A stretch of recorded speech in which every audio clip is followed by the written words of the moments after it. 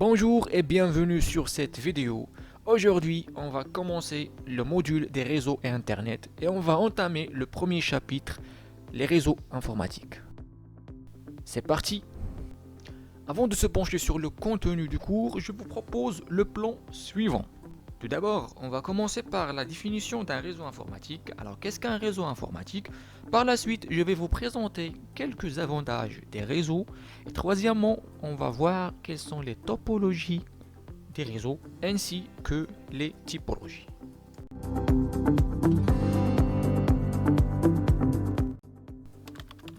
En informatique, le terme réseau désigne un ensemble d'ordinateurs reliés entre eux, c'est-à-dire deux ordinateurs au plus. Donc, comme nous avons dans cet exemple, nous avons trois ordinateurs et qui sont reliés entre eux et qui vont pouvoir échanger des informations et partager des fichiers.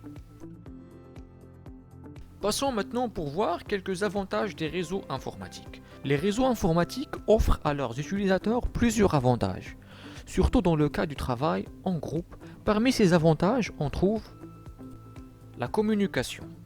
Un réseau permet la communication de plusieurs ordinateurs entre eux, ou plusieurs personnes entre elles.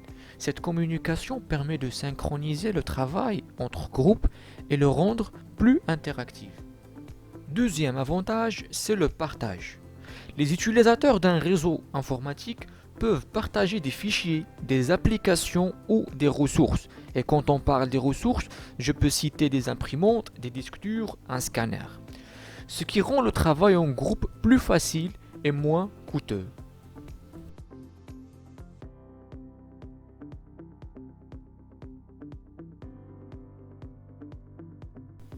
Les topologies des réseaux. Les réseaux informatiques peuvent être classés selon leur taille, c'est-à-dire selon la zone géographique du réseau. Alors on distingue trois typologies des réseaux. Le premier type des réseaux, ce sont les réseaux locaux ou LAN, Local Area Network. Il s'agit d'un ensemble d'ordinateurs appartenant à un même établissement et reliés entre eux par un réseau dans une petite aire géographique. Deuxième type sont les réseaux métropolitains ou MAN, Metropolitan Area Network, permettent l'interconnexion de plusieurs LAN au niveau d'une ville. Un MAN permet ainsi à deux LAN distants de se communiquer. Alors le réseau MAN il est un peu plus large que le réseau LAN. Le troisième et le dernier type, ce sont les réseaux longue distance ou WAN, Wide Area Network.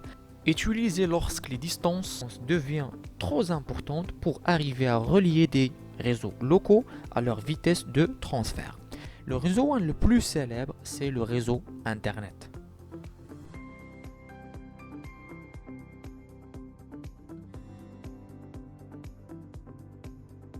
Les topologies réseau. La topologie des réseaux, c'est la façon ou bien l'architecture avec laquelle sont organisés les composants ou les équipements d'un réseau. Et quand je parle des composants des réseaux, je veux dire les câbles, les cartes réseau, les ordinateurs, les imprimantes, tout le matériel qui peut se retrouver dans un réseau. Dans cette partie, on va voir trois topologies. La première topologie, c'est la topologie en bus. Une topologie en bus est l'organisation la plus simple d'un réseau. En effet, dans une topologie en bus, tous les ordinateurs sont reliés à une même ligne de transmission par l'intermédiaire de câbles. Le mot bus désigne la ligne physique qui relie les machines du réseau. Alors si vous voyez bien dans l'image qui se trouve à droite, donc ici nous avons 4 ordinateurs et qui sont reliés à une seule ligne ou bien à un seul bus.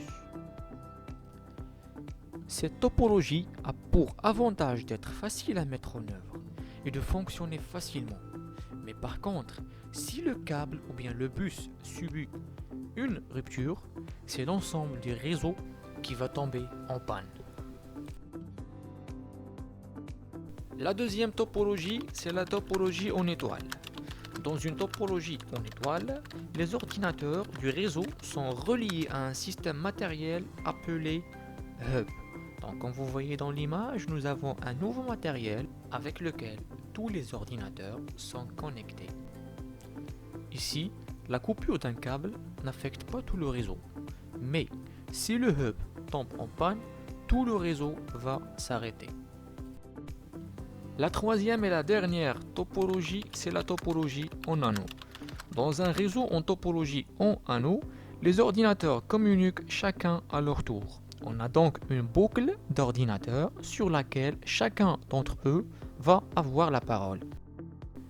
Cette architecture ressemble à une règle majeure qu'on respecte et qu'on doit respecter dans notre classe. C'est qu'on ne doit pas parler tous à la fois. C'est le même principe avec l'architecture en anneau. Si un ordinateur veut transmettre une information à un autre ordinateur, tous les autres ordinateurs dans ce réseau doivent attendre jusqu'à que le premier ordinateur termine son transfert. Voilà, on est arrivé à la fin de ce cours, mais avant de terminer, j'aimerais bien vous présenter un petit récapitulatif de ce chapitre.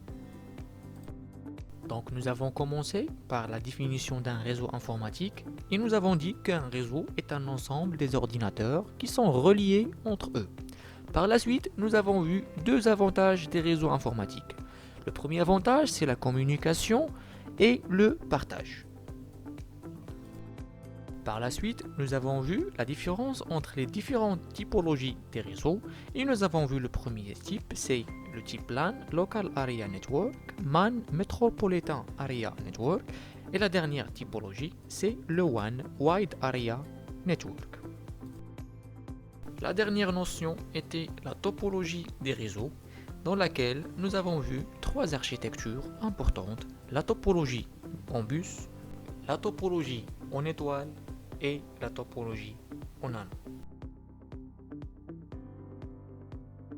Voilà, je vous remercie d'avoir regardé cette vidéo et si vous avez des questions à propos de ce chapitre, n'hésitez pas de les écrire sur les commentaires. Je vous invite à s'abonner à la chaîne et appuyer sur le bouton alarme pour recevoir les nouvelles vidéos. Restez positifs et à très bientôt.